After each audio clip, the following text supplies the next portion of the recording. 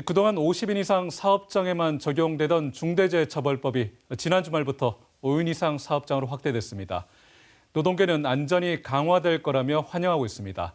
새롭게 적용을 받게 된 중소기업 경영자들은 준비가 덜 돼 부작용이 클 것이라고 주장하고 있습니다. 어떤 점들이 우려되고 남은 과제는 무엇인지 들어봤습니다. 손흥민 기자입니다. 중대재해처벌법 적용을 받는 사업장은 대구와 경북의 10만여 곳입니다.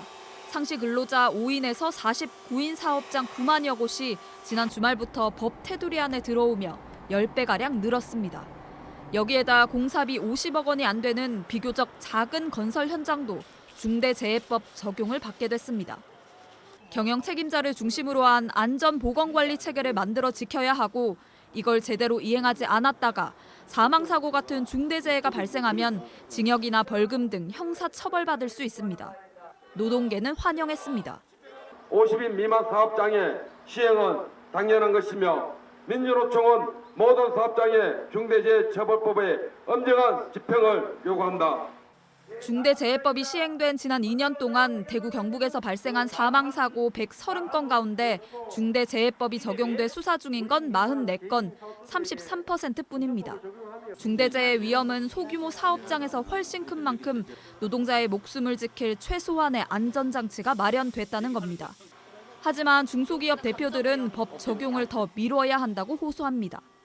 코로나로 인해 가지고 아무런 준비도 없이 어차피 2번 연장을 했다 하는데 그 사실은 들었지만은 전혀 준비를 못했습니다. 솔직히 매출도 감소되고 여러 가지 어려운 점이 한두 가지 아니거든요.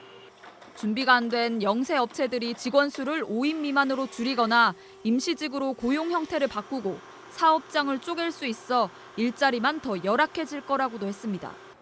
준비가 안 된 건 정부도 마찬가지입니다.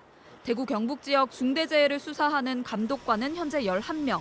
다음 달부터 4명 더 늘어나는데 업무량은 2~3배 많아질 걸로 예상돼 인력이 턱없이 모자랍니다.